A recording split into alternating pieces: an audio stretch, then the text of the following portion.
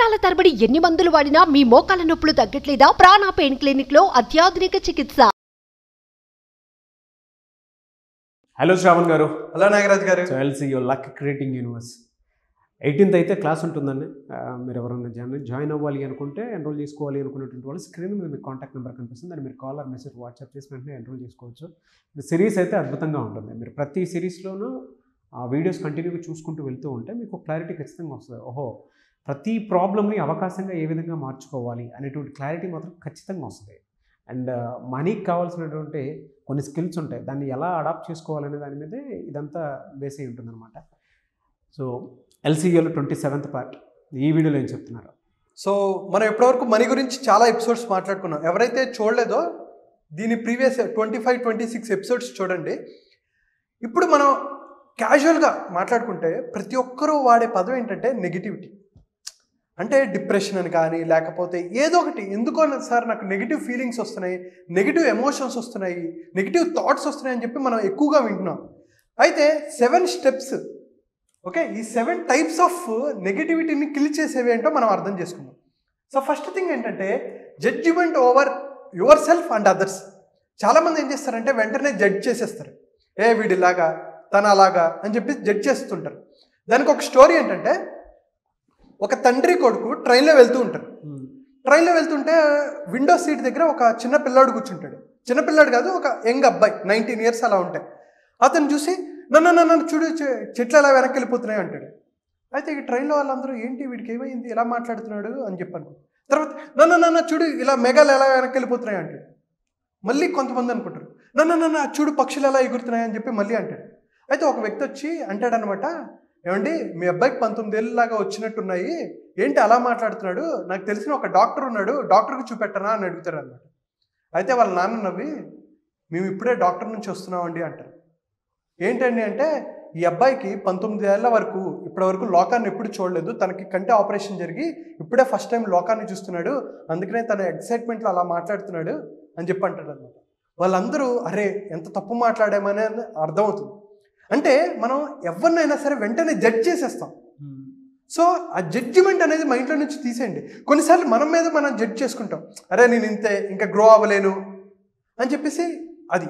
So ఎప్పుడైతే judgement అనుకుంటామో మనం నెగిటివిటీ అని ఎక్కువసార్లు ఏమవుతుందంటే నెగిటివిటీ మీద డ్రైవ్ అయిపోతుంది. సో నెగిటివిటీ అనేది తగ్గించుకోవాలి, జడ్జి చేయడం ఆపండి. సెకండ్ది ఏంటంటే అండి వరి. అందరికీ వరి. అయితే సో ఇక్కడ ఒక లైన్ చూడండి, a day of worry is more exhausting than a day of work. చాలామంది ఏంటంటే వర్క్ చేయడం కన్నా ఈ వరి మీద, అవునా నాకు వస్తుందంటావా, సీట్ వస్తుందంటావా, నేను సాధించగలనా, ఈ వరితోనే ఎక్కువ బాధపడుతూ ఉంటారు. సో వాళ్ళకి ఒక simple formula, do you have a problem in life? నీ లైఫ్లో ప్రాబ్లం ఉందా? ఒకవేళ ఎస్ నా లైఫ్లో ప్రాబ్లం ఉంది, అయితే can you do something about it? నువ్వు దానికోసం ఏమైనా చేయగలవా? ఎస్ నేను చేయగలను. అయితే ఎందుకు వరి అవుతున్నావు? నీకు ఒక ప్రాబ్లం ఉంది, నువ్వు దానికోసం ఏమైనా చేయగలవా? ఎస్ చేయగలను. అయితే ఎందుకు వరి అవుతున్నావు? ఒకవేళ నీకు ప్రాబ్లం ఉంది, నువ్వు దానికోసం ఏమైనా చేయగలవా? నో నేనేం చేయలేదు. అయితే ఇంకెందుకు వరి అవుతున్నావు? ఇప్పుడు రాష్ట్రంలో ఏదో సమస్యలు జరుగుతున్నాయి, అరే రాష్ట్రంలో ఇలా జరిగిపోతున్నాయిరా, అరే ఇక్కడ ఇలా అయిపోతుందిరా అని వరి అవుతున్నావు. నువ్వు దాని గురించి ఏమైనా చేయగలవా? ఇక్కడ కూర్చొని ఏమైనా చేయగలవా? ఏం చేయలేవు. ఎందుకు మళ్ళీ వరి అవుతున్నావు? Second thing. థర్డ్ థింగ్, అసలు నీ లైఫ్లో ప్రాబ్లం లేదా, ఎందుకు వరి అవుతున్నావు? లైఫ్లో ప్రాబ్లం లేదనేది కూడా ప్రాబ్లంగా ఫీల్ అయ్యి వరి అయ్యే వాళ్ళు ఉన్నారు. అవును, అరే నాకేం ప్రాబ్లం లేదు, అమ్మో ఇప్పుడు ఏం జరగట్లేదు, తర్వాత ఏమైనా జరుగుతుందేమో అని బాధపడే వాళ్ళు ఉన్నారు. సో ఒక్కసారి అర్థం చేసుకోండి, మీకు ప్రాబ్లం ఉన్నా ప్రాబ్లం లేకపోయినా వరి అనేది ఫస్ట్ అవ్వద్దు. ఎందుకంటే వరి అవ్వడం వల్ల మీ ఎనర్జీ అనేది వేస్ట్ అవుతుంది. ఒక ప్రాబ్లం ఉంది, దాని మీద ఫోకస్ చేయి, నీ ఎనర్జీని ఫోకస్ చేయి, చిన్న స్టెప్స్ వేసుకో, అప్పుడు ఆ ప్రాబ్లమ్ నువ్వు సాల్వ్ చేయగలవు. అంతే తప్ప అవుతుందో లేదో అవదో లేదో అని చెప్పి వరి అవ్వడం అయితే నీ ఎనర్జీ వేస్ట్ అవుతుంది తప్ప పని అవ్వదు. Third thing, self doubt. చాలామందికి నేను కార్పొరేట్లో కానీ చాలా చోట్ల నేను చూసింది ఏంటంటే, వాళ్ళకి టెక్నికల్ నాలెడ్జ్ ఉంటుంది, పీపుల్ని మేనేజ్ చేసే స్కిల్స్ ఉంటాయి, కానీ ఏంటంటే నేను ఈ పొజిషన్కి అర్హుడినేనా, నేను సాధించగలనా, నేను ఇది మేనేజ్ చేయగలనా, హ్యాండిల్ చేయగలనా అని చెప్పి వాళ్ళ మీద వాళ్ళకి సెల్ఫ్ డౌట్ ఉంటుంది. ఎప్పుడైతే నీకు సెల్ఫ్ డౌట్ ఉందో ఖచ్చితంగా నీకు కాన్ఫిడెన్స్ అనేది ఉండదు. సో నువ్వు ఎలా గ్రో అవుతావు?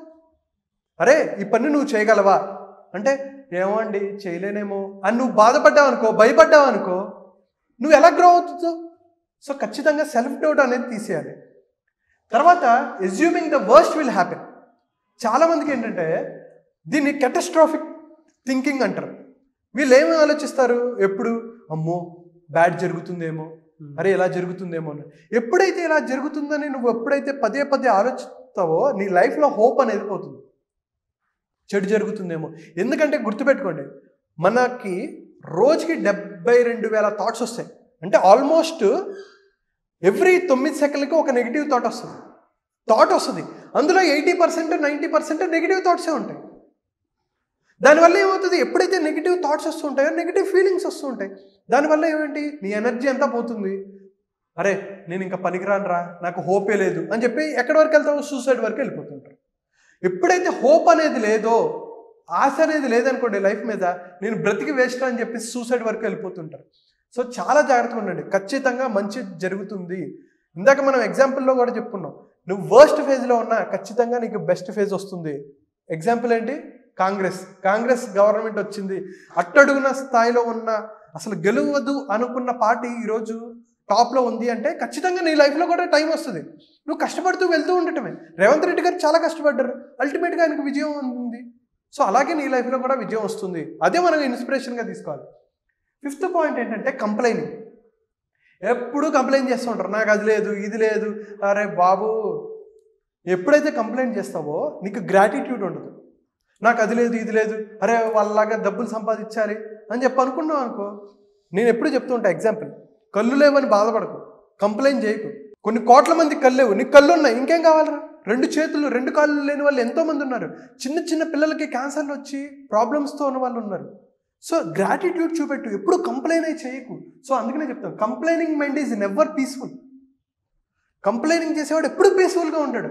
అందుకనే grateful heart is always peaceful. అరే నాకు ఈరోజు ఉంది, మంచిగా ఫుడ్ తినగలిగా, ఆనందంగా ఉంటే నీ లైఫ్లో ఎప్పుడు పాజిటివ్ ఉంటుంది, లేకపోతే ఎప్పుడు నెగిటివ్గానే ఉంటుంది. So trying to control everything, అన్నిటినీ నేనే కంట్రోల్ చేసేయాలి. నువ్వు కంట్రోల్ ఎప్పుడైతే స్ట్రెస్ వస్తుందో తెలుసా, మనం ఏదైతే కంట్రోల్ చేయలేని వాటి మీద కంట్రోల్ చేద్దాం అనుకున్నప్పుడు స్ట్రెస్ వస్తుంది. నీ చేతిలో కంట్రోల్ చేయలేవు, ఎందుకు నువ్వు అంత వరి అయిపోతున్నావు? అప్పుడు నెగిటివ్ ఫీలింగ్సే వస్తుంటాయి. సో అన్నిటినీ నేనే కంట్రోల్ చేయాలి, అందరూ నేను చెప్పినట్టే వినాలి, నా మాటే నెగ్గాలి అని అనుకున్నప్పుడు ఈ నెగిటివిటీ అనేది బాగా పెరిగిపోతుంటుంది. 7th స్టెప్ ఏంటంటే పర్ఫెక్షనిజం. అన్నీ నేను పర్ఫెక్ట్గా చేయాలి. ఒక సేయింగ్ ఏంటంటే, practice makes man perfect. Practice చేస్తున్న కొద్దీ పర్ఫెక్ట్ అవుతూ ఉంటాం. అది కాదు, ప్రాక్టీస్ మేక్స్ మ్యాన్ ప్రోగ్రెస్. అభివృద్ధిలోకి తీసుకెళ్తూ ఉంటుంది. అంతే తప్ప నువ్వేది పర్ఫెక్ట్గా చేయాలంటే కుదరదు. నువ్వు చేస్తున్నావు, నువ్వు ప్రోగ్రెస్ అవుతావు. పర్ఫెక్ట్ అవ్వాల్సిన అవసరం లేదు, ప్రోగ్రెస్ అవుతున్నావు. 1% నేను గ్రో అయ్యానా, నా లైఫ్లో గ్రో అయ్యానా, అది మనం చేసుకుంటూ ఉంటాం. ఇంకా ఏంటంటే perfect practice makes man or women progress. పర్ఫెక్ట్గానే చేసావు, ఇది ఇక్కడ తప్పు చేసావు. మనం కారు ఉందండి, మన దగ్గర మంచి కారు ఉంది, సూపర్గా డ్రైవ్ చేస్తున్నాం, రాంగ్ డైరెక్షన్లో వెళ్తే నువ్వు హైదరాబాద్ కాదు వైజాగ్ వెళ్తావు. సో కరెక్ట్ డైరెక్షన్ కరెక్ట్గా ఉందా లేదా, ఇక్కడ నుంచి నేను తప్పు చేశాను, ఈ తప్పు నుంచి నేను ఏం నేర్చుకొని ఇంకా పర్ఫెక్ట్గా ప్రాక్టీస్ చేస్తే అప్పుడు మనకి రిజల్ట్స్ అనేవి ప్రోగ్రెస్ అవుతూ ఉంటాయి. సో పర్ఫెక్షనిజం కోసం ఇదొక వ్యాధి. అన్నీ నేను పర్ఫెక్ట్గా చేసినప్పుడే నేను లాంచ్ చేస్తా, అది ఎప్పటికీ అవ్వదు.